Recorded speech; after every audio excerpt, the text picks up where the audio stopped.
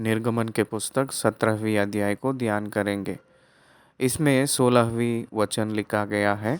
पहले वचन से 7वीं वचन तक देखेंगे तो इस्राएलियों की मंडली सीन जंगल से निकलकर सीनाई पर्वत की ओर जा रहे थे, तो रफीदीम कहकर एक जगह तक वो लोग आकर खड़े हुए थे। तो वहाँ जल नहीं मिला था। 6 लाख लोग प्यादे थे और पूरे मिलाकर 20 लाख लोग थे, और उनके साथ बहुत ढेर सारे जानवर हैं और लाखों जानवर उनके साथ है। वहाँ जल नहीं मिला पीने के लिए या रहने के लिए, तो वो लोग परमेश्वर को बुड़बुड़ाने लगे, परमेश्वर को सताए थे। तो परमेश्वर ने मूसा से कहे थे कि होरेब चट्टान के ऊपर हम खड़े रहेंगे, तो उसके सामने आप लाठी से मारो कहकर परमेश्वर ने मूसा से आज्ञा दिया था, मूसा को आज्ञा दिया था। वैसे जब मूसा ने किया था, उस समय चट्टान में से पानी जल निकल कर आया था। तो ये जो जल है, उनकी यात्रा जब तक कानान तक नहीं पहुंची, तब तक उनके साथ ही जैसे नदियों के जैसे, नालियों के जैसे चलते हुए उन लोगों के हर एक समय उनकी प्यास बुझाने के लिए इस्तेमाल हुई है। ये पूरा 7 वचन तक लिखा गया है। 8वीं वचन से लेकर 16वीं वचन तक हम लोग जो लिखा है उसको देखेंगे तो अमालेकियों के साथ जो युद्ध हुआ था उसके बारे में लिखा गया है। मूसा ने जब 2 हाथ उठाया था, उस समय यहोशू ने जीत लिया था, जीत रहा था। मूसा के जो हाथ नीचे कर रहे थे, उस समय वो हार रहा था यहोशू। हारून और हूर दोनों मूसा के हाथों को साथ देते हुए वो लोग उनको सहायता किए थे मूसा को। जब तक वो लोग जय नहीं पाए हैं अमालेकियों के ऊपर, तब तक वो लोग वैसे ही किए थे। ये 17वीं अध्याय का पूरा विवरण है। पहले वचन से ध्यान करेंगे। फिर का मतलब ये है कि 16वीं अध्याय से, और हम देखेंगे तो वहाँ सीनाई पर्वत और सीन के बीच में, फिर का मतलब वहाँ परमेश्वर ने उन लोगों को मन्ना दिए के बाद वो लोग परमेश्वर के वचन के अनुसार, बात के अनुसार वो लोग यात्रा करना शुरू किए हैं फिर से, रेफीदीम में आकर टिके हैं। As God commanded them, they moved to रेफीदीम। परमेश्वर उन लोगों को जैसे आज्ञा दिया था उस आज्ञा के अनुसार वो लोग यात्रा शुरू किए थे। परमेश्वर जो आज्ञा देता है उस आज्ञा आज्ञा के अनुसार यात्रा करेंगे तो रेफीदीम में पानी जल क्यों नहीं है? जल नहीं है उस जगह को परमेश्वर क्यों ले चलता है? क्यों ले चलेगा? वो उन लोगों को एक परीक्षा है, सामना करना पड़ा। जल नहीं है, सहज रूप में देखेंगे तो वहाँ जल की सोते नहीं था, नदियाँ भी नहीं था। जंगल की मार्ग है इसलिए वहाँ नदियाँ ही नहीं, नालियाँ भी नहीं थे। तो वो लोग कैसे जिएंगे? वही तो परमेश्वर का एक परीक्षा है। वो लोग कैसे खड़े रह सकते हैं? वो लोग क्या करना चाहिए और क्या कर रहे हैं? परमेश्वर जो जहाँ भेज रहा है वहाँ तो पानी रहना चाहिए, जल रहना चाहिए। आर्ग्यूमेंट कर रहे हैं। परमेश्वर जहाँ भेजता है उनको नहीं पता है क्या वहाँ जल रहना चाहिए कहकर, इसलिए खुदा ही भेजा है, या परमेश्वर को जल नहीं है कहकर नहीं पता है क्या? यहाँ a doubt on God and his word raised in the hearts of Israelites. देखिए, आप लोग अपने परिस्थितियों के अनुसार परमेश्वर के ऊपर हम सोच रखेंगे तो आप लोगों को जो मिलता है उत्तर वो यही होता है कि परमेश्वर नहीं है। परमेश्वर की वचन प्रकृति से भी बड़ा है। उसको ग्रहण ना करके, प्रकृति के बराबर तुलना करके परमेश्वर को और समझकर परमेश्वर की वचन गलत है कहकर लोग मुड़ जाते हैं। आजकल तो साइंस बहुत विस्तृत रूप में बढ़ गया कहकर हम सब भी जानते हैं। आजकल मनुष्य को एक लॉजिक बहुत ज़रूरी है। हम लोग यकीन करने के लिए एक लॉजिक बहुत ज़रूरी होता है। प्रैक्टिकली ये कैसे संभव हो सकता है, उसी विषय के ऊपर ध्यान करते हैं। लेकिन ये साइंस जो है प्रूवन एक्सपीरियंट के ऊपर निर्भर रहता है। साइंस विश्वास आने वाले जो चीज़ के ऊपर निर्भर रहता है। साइंस का समझ जो है भूतकाल के ऊपर निर्भर होता है, जो बीत गया है। लेकिन विश्वास की एक चालन वो भविष्य के ऊपर निर्भर होता है। विश्वास का चलना, ये अंतर केवल विश्वासी को ही पता चलता है। इसलिए दुनिया विश्वासी को नफरत करती है। जानना चाहिए ये बात को। मूसा ने बुड़बुड़ाया नहीं, मूसा कभी कुड़कुड़ाया नहीं। मूसा को पता है कि रेफीदीम में पानी नहीं है कहकर, लेकिन मूसा ने कभी कुड़कुड़ाया नहीं। लेकिन इस्राएलियों ने बुड़बुड़ाए थे। कारण क्या है? रीज़न क्या है? There thought, there mindset. उन लोगों का सोच और उन लोगों का मन एक ही फ़र्क है।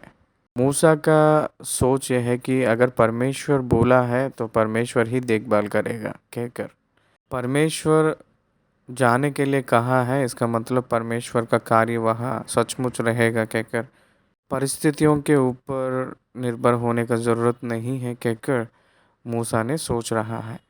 रेफीदीम में जल नहीं है इसलिए इस्राएलियों ने पीने के लिए हमको जल दे दीजिए कहकर पूछे हैं मूसा से। आप मेरे साथ वाद विवाद क्यों करते हैं? यहोवा को क्यों सताते हैं कहकर बोला मूसा ने। ध्यान दीजिए, मूसा के साथ ये लोग वाद विवाद कर रहे हैं, यहोवा को परीक्षा कर रहे हैं, यहोवा को सता रहे हैं। परमेश्वर ही कहा क्या? अगर परमेश्वर कहता है तो ऐसा क्यों रहेगा कहकर, अगर ऐसे है तो क्या वो खुदा ही है? अगर वो परमेश्वर अपने साथ है या नहीं है? क्या आप हम लोगों को धोखा दे के हम लोगों को चला रहे हैं क्या परमेश्वर के नाम पे? ऐसे वाद विवाद कर रहे थे। एक मनुष्य वाद विवाद कब करता है? हमको सब पता है कहकर जो सोचते हैं तब वाद विवाद करते हैं। हम ज्ञानी हैं कहकर जो सोचता है उसी समय वाद करने के लिए तैयार होता है। जो मैं जानता हूँ वो ही सत्य है कहकर जो सोचता है उसी समय वाद करने के लिए तैयार होता है मनुष्य। मूसा से ये लोग वाद विवाद कर रहे थे इस्राएली। बोलो उत्तर दो, कहकर कहे थे। मूसा ने कह रहे कि आप मुझसे वाद विवाद क्यों कर रहे हैं, कहकर मूसा ने परमेश्वर के ऊपर क्यों बुड़बुड़ा रहे हैं, कहकर कहकर मूसा ने कहा था। तीसरी आयत को देखें। फिर वहाँ लोगों को पानी की प्यास लगी, तब वे यह कहकर मूसा पर बुड़बुड़ाने लगे, तो हमें बाल बच्चों और पशुओं समेत प्यासा मार डालने के लिए मिस्र से क्यों ले आया है। मूसा और हारून ने क्या कमा रहे हैं कि इस्राएली लोगों का छुटकारा से? क्या कुछ वो लोग जायदाद कमा रहे हैं, या कुछ पैसा कमा रहे हैं, या उन लोग क्या कमा रहे हैं उन लोगों को छुटकारे की वजह से, या कुछ पद वो लोग कमा रहे हैं? इस्राएली लोगों का छुटकारा के लिए ये काम वो लोग कर रहे थे। वो लोग तो भलाई ही किए थे इस्राएली लोगों को। जो जो मिस्र देश में जो राजा फ़िरौन के हाथों के नीचे दब के वो लोग उलट पुलट हो जा रहे थे, उन लोगों को छुटकारा के लिए वो लोग भलाई ही किए थे। लाल समुंदर को यही मूसा और हारून ने उन लोगों को चलाए थे ना, गाइड करते हुए। गीत भी गाए थे ना। केवल एक जल ना रहने के वजह से ही ये लोग क्यों उलट पलट हो जा रहे हैं। आजकल विश्वासी लोगों में भी ऐसे ही लोग थे है। परमेश्वर के ऊपर क्रोध पाकर, परमेश्वर के ऊपर बुड़बुड़ाते हुए, परमेश्वर से मुड़कर आजकल बहुत लोग मंदिर पे ना आकर, मंदिर को छोड़कर, चर्च को छोड़कर आजकल बहुत विश्वासी लोग ऐसा तैयार हो रहे हैं परमेश्वर के ऊपर गुस्सा करते हुए। ईसाई को एक धर्म के जैसे, और ईसाई यीशु मसीह को एक वर देने वाला ही कहकर सोच रहे हैं, लेकिन वो स्वर्गलोक देता है कहकर नहीं सोच रहे हैं। भौतिक आशीषों के लिए परमेश्वर के पीछा चलना, ये एक व्यर्थ की बात है।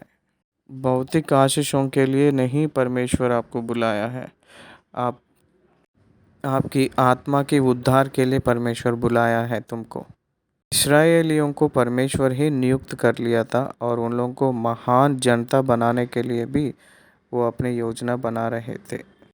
उनको बहुत महान करने के लिए सोचा था। उनकी खुदा हूँ कहकर इस सारी दुनिया को बताने के लिए सोचे थे अपने आप को। लेकिन इस्राएली लोग क्या सोच रहे हैं परमेश्वर के बारे में? वाद विवाद कर रहे थे। वो लोग परमेश्वर के विरोध के जैसा दिख रहे हैं।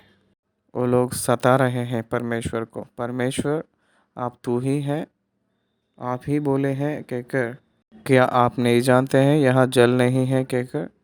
क्या आपको नहीं पता यहाँ जल नहीं है कहकर? अब आप क्या करेंगे कहकर कह रहे थे।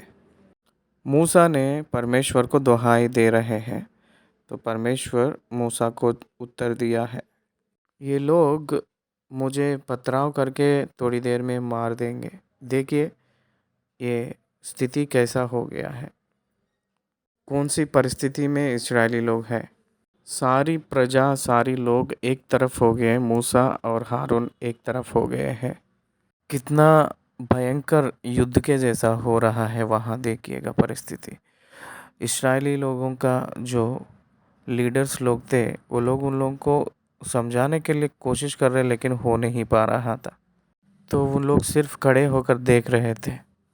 जल कहाँ है, क्यों हम लोगों को यहाँ लाए हैं, हम लोगों को मारने के लिए यहाँ लाए हैं? हम वहीं रहे तो बढ़िया रहता था, लेकिन यहाँ लाए हैं आप लोग, और हम लोगों को दासत्व ही बढ़िया रहता था वहाँ रहने से। मौत से भी दासत्व बढ़िया है ना कहकर वो लोग सोच रहे थे।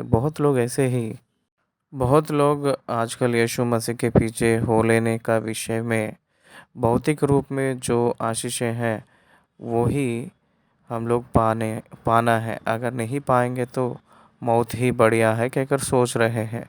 मेरे प्रिय भाई, परमेश्वर को समझने को छोड़कर, परमेश्वर को जानने का छोड़कर, परमेश्वर अपने खुद को वो आपको दिया हुआ जो काम में आपको बढ़ोतरी करने के लिए वो जो परीक्षा रखते हैं उस परीक्षा को ना समझकर उनके ऊपर बुड़बुड़ाने से क्या लाभ है।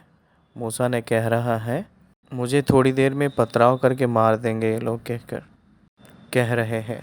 तब यहोवा ने कह रहे हैं, 5वीं वचन, यहोवा ने मूसा से कहा, इस्राएल के वृद्ध लोगों में से कुछ को अपने साथ ले ले और जिस लाठी से तूने नील नदी पर मारा था उसे अपने हाथ में लेकर लोगों के आगे बढ़ चल।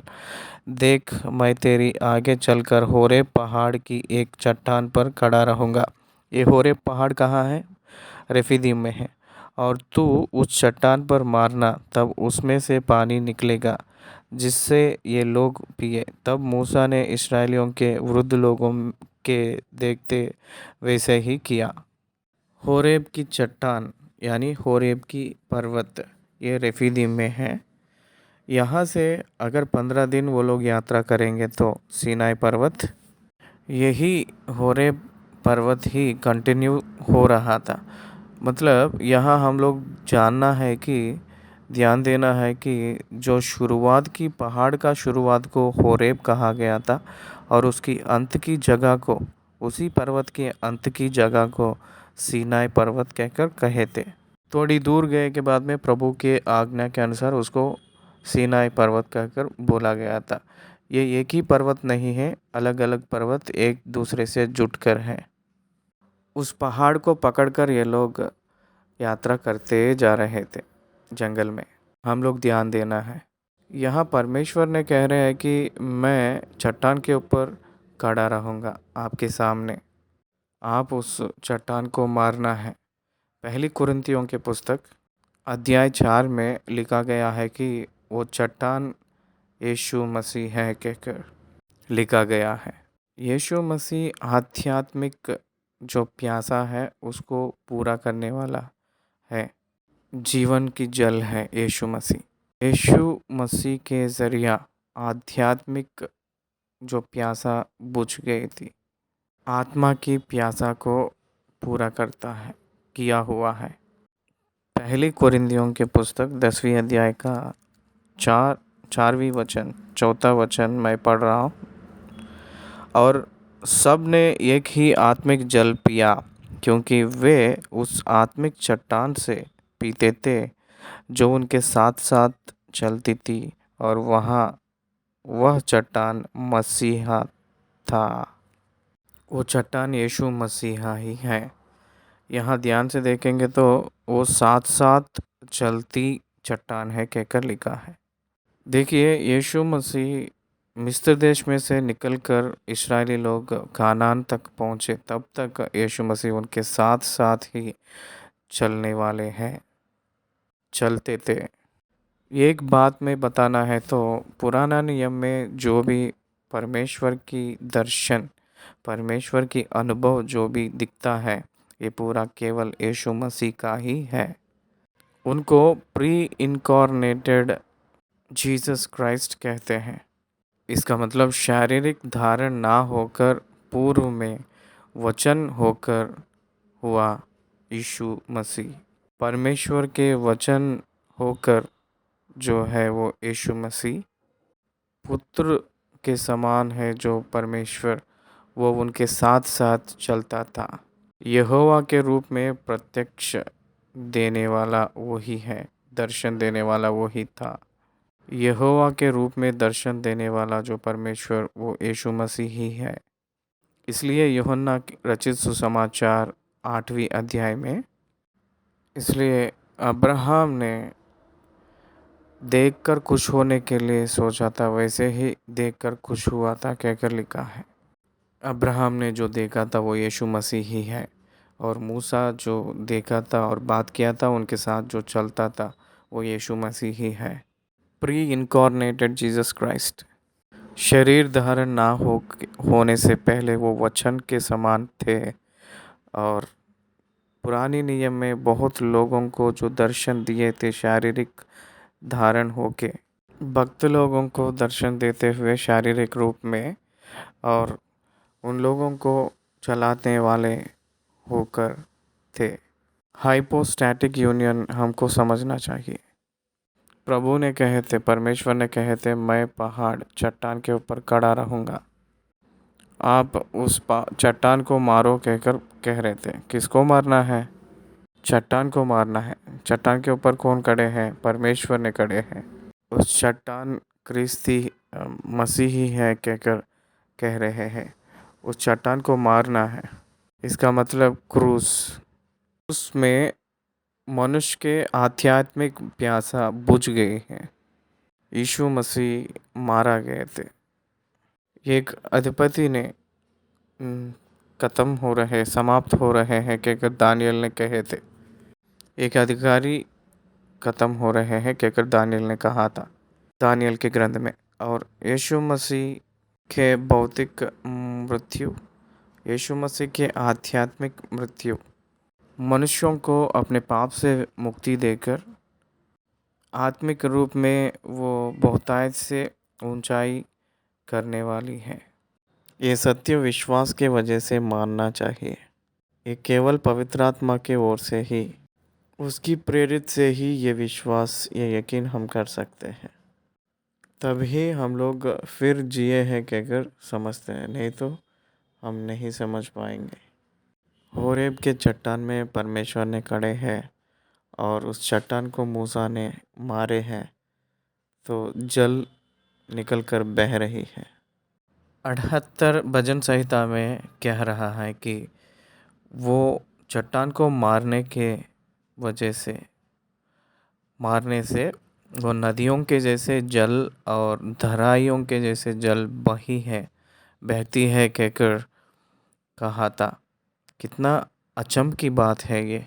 आइए हम लोग भजन संहिता 78 के अध्याय में 20 वचन को पढ़ेंगे।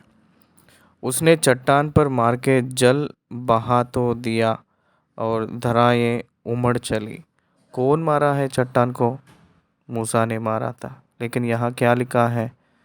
उसने चट्टान को मारा। चट्टान पर मार के कहकर लिखा है। उसने का मतलब यह है कि गॉड हिमसेल्फ। उसने का मतलब परमेश्वर ही है। परमेश्वर चट्टान को मारे थे, जल बहा तो दिया और दरारें उमड़ चली। और 15वीं वचन को देखेंगे। वह जंगल में चट्टान फाड़ कर उनको मानो गहरे जलाशयों से मन माना पिलाता था। जलाशय कहा था। जलाशय का मतलब समुंदर के उतना समृद्धि, वो बहुत विस्तीर्ण रूप में निकला था। वो चैनल्स बन गए थे। कैसे हुए हैं ऐसे? 16वीं आयत में, उसने चट्टान से भी दरारें निकाली और नदियों का सा जल बहाया। तो इसलिए उन लोगों के फर्दर जर्नीज, इसका मतलब उनके आगे चलने का जो यात्राओं में उन लोगों के साथ ही नदियाँ उनके साथ चल रही थी, बह रहे थे। ये कितना अचंभ की बात है। उन लोगों को कभी भी प्यासा नहीं हुआ था। उनको और उनके जानवरों को प्यासा नहीं हुआ था। ना होने के लिए उनके सारे धराएं, वो जो नदियाँ हमेशा उनके साथ चलती थी। It is the sign of the following Christ.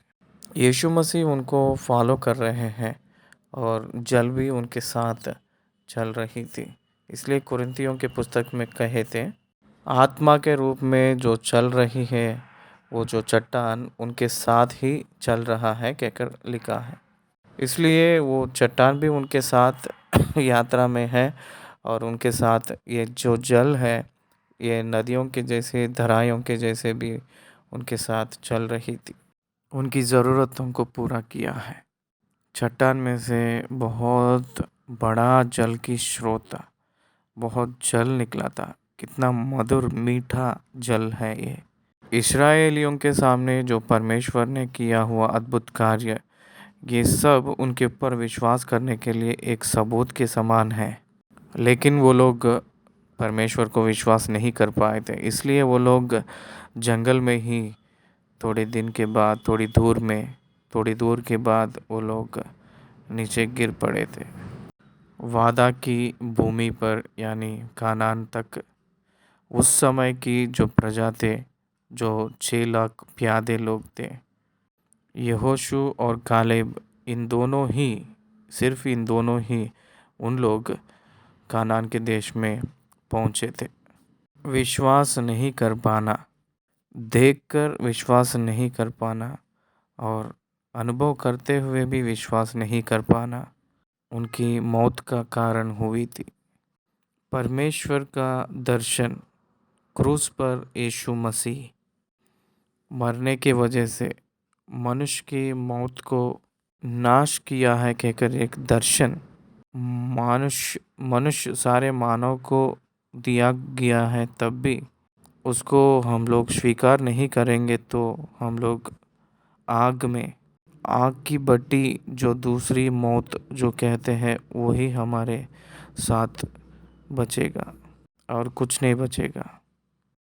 तो मूसा ने जैसे परमेश्वर ने मिस्री लोगों के सामने जो करने के लिए कहे थे वैसे ही वो किया था। जिस लाठी से तू मिस्र की नदी को मारा है उसी लाठी से मारना है, ओबीडियंस टू गॉड कहकर खुदा ने कह रहे हैं, उसी लाठी से मारने के लिए कह रहे हैं। व्यवस्था ने हम लोगों को उस लाठी के समान दर्शा रही है। वो लाठी एक नियम को दिखा रही है, एक गाइडेंस उन लोगों को वो लाठी दे रही है।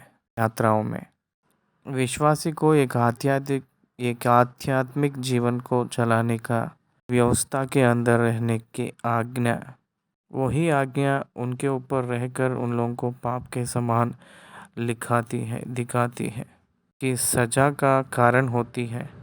जिस लाठी ने उन लोगों के ऊपर होना चाहिए था, लेकिन उनके बुड़बुड़ाने के वजह से उन लोगों के ऊपर गिरने के लिए जो वो लाठी चट्टान के ऊपर गिरा है। In spite of meeting the people, God's mood rock. लोगों को मारना चाहिए जो बुड़बुड़ाने के वजह से, लोगों को ना मार के चट्टान को मारे थे। समझ में आ रहा है? हम लोगों को शिक्षा सज़ा मिलना चाहिए था, लेकिन हम लोगों को सज़ा नहीं मिला, लेकिन यीशु मसीह को सज़ा मिली है। अपनी सज़ा यीशु के ऊपर डाला गया है, क्योंकि परमेश्वर का जो सज़ा लोगों के ऊपर गिरेंगे तो लोग नाश हो जाते हैं। पाप के लिए जो सज़ा परमेश्वर ने जो सोच के रखे हैं उसको सहने का केवल यीशु मसीह ही केवल है, केवल वो ही सह सकते हैं। उन्हीं के ऊपर सारे मानव की पाप डालकर परमेश्वर यीशु मसीह के शरीर के ऊपर सज़ा डाले हैं। यीशु मसीह शरीर के ऊपर सज़ा लगा गया था, लेकिन यीशु मसीह को नहीं। इसलिए इंसान के हर एक पाप यीशु मसीह के देह के ऊपर यानी शरीर के ऊपर सजा गया है। यीशु मसीह के लिए ये जो चट्टान एक नकल लग रहा है, एक चिन्ह के जैसा दिख रहा है। निर्गमन के पुस्तक 8वीं वचन से लेकर इस अध्याय की आखिरी वचन समाप्त की वचन 16वीं वचन तक ध्यान करेंगे। 17वीं अध्याय में ये दूसरी विवरण है। पहली स्पष्टीकरण होरेब के चट्टान रफीदीम में मूसा मारा था तो उस समय बहुत विस्तीर्ण रूप में जल निकली है और उन लोगों को प्यास बुझाई गई है। उस स्थल को मस्सा मरीबा के समान बुलाया गया है। परमेश्वर यहोवा अपने साथ है या नहीं है कहकर जो सताने के वजह से मस्सा का मतलब परीक्षा करना, मेरीबा का मतलब वाद विवाद करना। मूसा से वाद विवाद किए थे, यहोवा से परीक्षा किए। परमेश्वर उन्हीं के साथ है, लेकिन वो लोग परमेश्वर है या नहीं है कहकर परमेश्वर की परीक्षा करने के लिए सोचे। परमेश्वर की परीक्षा लेने के लिए जो प्रयत्न करते हैं उसी को परीक्षा करना कहते हैं, उसी को सताना कहते हैं। वो है या नहीं है, वो करेगा या कर नहीं पाएगा कहकर ये सारे सोच परीक्षा किए के नीचे आएगा, आधीन आएगा। ये हम देखे थे, लेकिन हम अब से 8वीं वचन से देखेंगे। 8वीं वचन पढ़ रहा हूँ। तब अमालेकी आकर रेफीदीम में इस्राएलियों से लड़ने लगे। अमालेकी कौन है? उत्पत्ति के पुस्तक 36 अध्याय में याकूब के भाई एसाव के वंश वहाँ है। एसाव की पत्नी आदा है। उन दोनों को जो पैदा हुआ जो लड़का, उसका नाम है एलीफज। एलीफज को तेमना कहकर एक रखवाली थी। एलीफज और तेमना के संतान जो है वो अमालेक। ये अमालेक परमेश्वर के विरुद्ध उल्टा खड़ा हो गया है। इसलिए इस अमालेकियों से परमेश्वर को पीढ़ी पीढ़ी तक युद्ध होते ही आ रहा था। उन लोगों को संपूर्ण नाश करने के लिए परमेश्वर का सोच है। उन लोगों को संपूर्ण रीति से नाश करने के लिए परमेश्वर का सोच है। ऐसे इस्राएली लोगों का पहला राजा जो साउल को भी परमेश्वर ने आज्ञा दिया था। अमालेकियों ने युद्ध करने के लिए बहुत बहुत प्रिय मानते हैं। वो लोग बहुत युद्ध का प्रिय लोग हैं। परमेश्वर के लोगों के ऊपर युद्ध करके उन लोगों को नाश करने के लिए सोचने वाले हैं अमालेकियों के लोग। 9वीं आयत पढ़ रहा हूँ। तब मूसा ने यहोशू से कहा, हमारे लिए कई पुरुष को चुनकर छांट ले और बाहर जाकर अमालेकियों से लड़, और मैं कल परमेश्वर की लाठी हाथ में लिए हुए पहाड़ी की चोटी पर खड़ा रहूँगा। यहोशू ने मूसा जैसे कहा था वैसे ही वो गए, जाकर युद्ध को प्रारंभ किए थे। मूसा, हारून और होरू, इन तीनों मूसा वादा किए हैं, इसके वजह से ही वो सब लोग पहाड़ के चोटी पर चढ़े थे। मूसा हाथ उठाया था, उस समय इस्राएलियों ने जीत लिए हैं। मूसा उनके हाथ उतारते समय अमालेकियों ने जीत रहे थे। यहाँ क्या है कि मूसा जब हाथ उठाते हैं तो इस्राएली लोग प्रबल होते थे। जब मूसा हाथ नीचे करते हैं तो उस समय अमालेकियों प्रबल होते थे। इसका लिंक क्या है? इसका मतलब क्या होता है? क्या होता होगा? मूसा ने परमेश्वर की ओर हाथ उठा रहा है।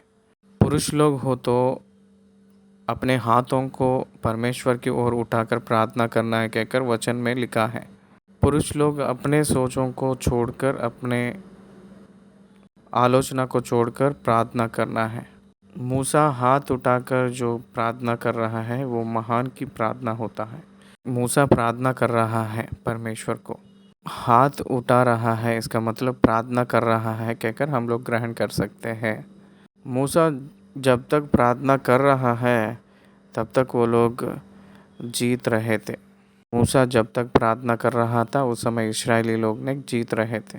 जब उनके हाथ भारी पड़ रहा है उस समय, जब तक वो हाथ नीचे कर रहे थे उस समय अमालेकियों ने जीत रहे थे। इसलिए इस्राएली लोग जीतना है तो मूसा ने अपने हाथ उठाकर परमेश्वर की ओर रहना है। हम लोगों को ये महान आध्यात्मिक शिक्षा देती है, सिखाती है। हम लोग शैतान से हमेशा लड़ते रहते हैं, युद्ध कर रहे हैं, हमारे साथ हमेशा लड़ते रहते हैं ज़िंदगी भर। अमालेकियों के साथ पीढ़ी पीढ़ी तक कैसे युद्ध हुआ था वैसे ही शैतान को और विश्वासी को हमेशा ज़िंदगी भर युद्ध होता है। ये ज़िंदगी भर युद्ध में हमेशा शैतान ने जीतने के लिए कोशिश करते रहता है, लड़ने के लिए कोशिश करता है, युद्ध करने के लिए कोशिश करता है, डराने के लिए युद्ध करते रहता है, डराने के लिए कोशिश करता है और हराने के लिए भी कोशिश करता है। तब मूसा ने हम लोग को क्या कह रहा है? अपने हाथों को उठाओ बस। अपने हाथ जब भारी हो जाता है उस समय हारून और हूर, इन दोनों supporting hands, praying hands, helping hands, praying hands, helping hands, both hands are helping to warrior hands. युद्ध करने वाले हाथों को बल देने के लिए प्रार्थना करने वाले हाथों, प्रार्थना करने वाले हाथें बल देने के हाथ दिख रही हैं। समझ में आ रहा है? युद्ध करने वाला परमेश्वर के दास होता है। परमेश्वर के दास के लिए प्रार्थना करना बोझ होता है, जिम्मेदारी होता है।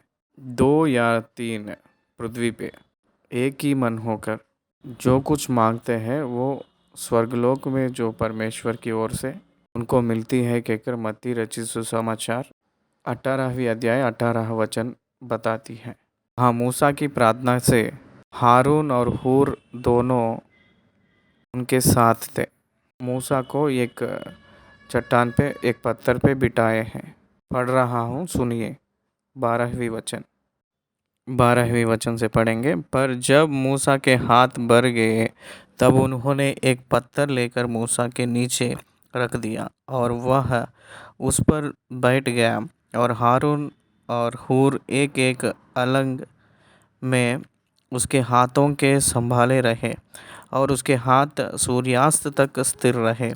और यहोशू ने अनुचरों समेत अमालेकियों को तलवार के बल से हरा दिया। तब यहोवा ने मूसा से कहा, स्मरणार्थ इस बात को पुस्तक में लिख ले और यहोशू को सुना दे कि मैं आकाश के नीचे से अमालेक का स्मरण भी पूरी रीति से मिटा डालूंगा। तब मूसा ने एक वेदी बनाकर उसका नाम यहोवा निस्सी रखा। समझ में आ रहा है? मूसा जो लिखता है उस यादगार की पुस्तक में इसको लिखने के लिए कहा था, स्मरणार्थ पुस्तक में। अमालेकियों को संपूर्ण रीति से मिटा डालूंगा कहकर खुदा ने कहा था। अमालेकियों से इतना खतरा है कि अगर उन लोगों को जीवित रखेंगे तो इस्राएलियों को मार देंगे, उतना खतरा है।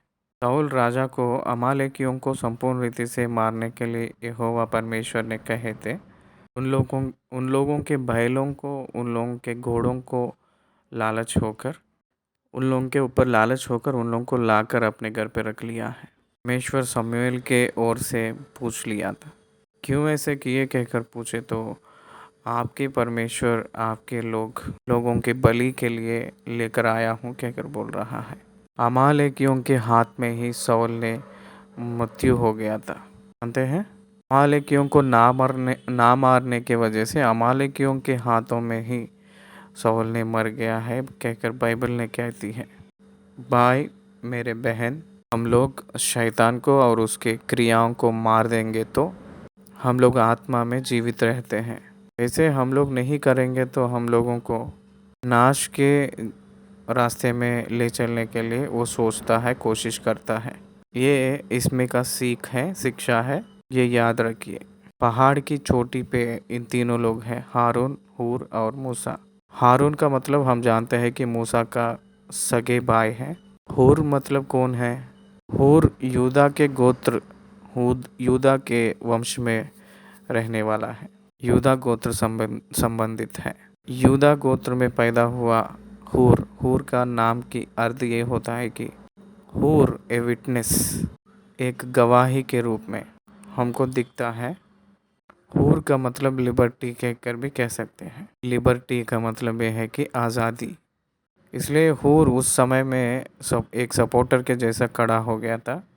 इसके वजह से यहोशू युद्ध किया है।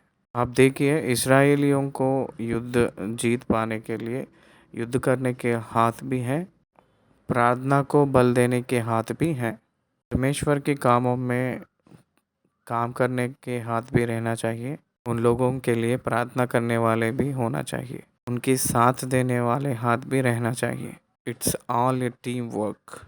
Victory belongs to a team. एक सुंदर सा भीड़, ए ग्रुप ऑफ पीपल। ये विजय एक भीड़ के वजह से हुई कहकर वचन कहती है। 15वीं आयत। तब मूसा ने एक वेदी बनाकर उसका नाम यहोवा निस्सी रखा, इसका मतलब परमेश्वर का ध्वज। और कहा, यहोवा ने शपथ खाई है कि यहोवा अमालेकियों से पीढ़ियों तक लड़ाई करता रहेगा। यहोवा का निस्सी का मतलब यहोवा ईश्वर का सहाय कह भी सकते हैं। यह हिब्री का नाम है। दूसरे शमूएल की पुस्तक शुरुआत में ही ये पूरे विषय दिखता है, इसलिए ध्यान दीजिए और पहचानिएगा कि वो लोग परमेश्वर से युद्ध करने वाले जैसे हैं। परमेश्वर की प्रजा से युद्ध करना यह शैतान का लक्षण होता है। परमेश्वर से युद्ध करना और परमेश्वर के लोगों से युद्ध करना फाइनली परमेश्वर ही उससे युद्ध करेगा और उसको आग की भट्टी में डाल देगा। इसलिए पीढ़ियों का युद्ध अंटिल द एंड तक युद्ध चलते रहेगा। उसको एक उदाहरण एग्जाम्पल के रूप में अमालेकियों को इस्राएलियों के सामने दिखाए हैं। 17वीं अध्याय समाप्त हुई है। धन्यवाद। इसलिए आखिरी आयत में देखेंगे तो लोग ने मूसा के ऊपर विश्वास करना प्रकट किए हैं। लोग मूसा के ऊपर विश्वास जो किए थे वो ज़्यादा देर तक नहीं है कि अगर आगे अध्यायों में हम लोग बोल सकते हैं। देखकर विश्वास करने से भी अनदेख कर विश्वास करेंगे, वही विश्वासी है। यहोवा का भय मानने का मतलब ऐगुप्त इस मिस्र के लोगों को सेना को मारे हैं तब वो लोग भय मान रहे हैं। उनके सामर्थ को देखकर वो लोग विश्वास नहीं कर रहे, भय नहीं मान रहे हैं। उनकी सामर्थ को देखकर विश्वास करना नहीं, उनके सामर्थ को देखकर प्रेम करना बहुत उत्तम चीज़ है। उनको देखकर डरना है इसका मतलब ये है कि वो नाश करेगा कहकर डरना नहीं। उनकी नाम को बदनाम करने का भय हम लोग पाना चाहिए, हम लोग उस भय पे रहना चाहिए। इसलिए हम लोग अपने ओर से परमेश्वर के नाम का बदनाम होगा कहकर जो भय है उसमें रहना चाहिए। लेकिन परमेश्वर हमको मार देगा कहकर डर के नाते हम लोग उसकी उपासना करके स्तुति करेंगे, उसकी दुहाई देंगे तो वो परमेश्वर को कुछ नहीं देती है। इस विषय को भी आप थोड़ा ध्यान देना चाहिए। 14वीं अध्याय को समाप्त किए हैं। धन्यवाद हैं।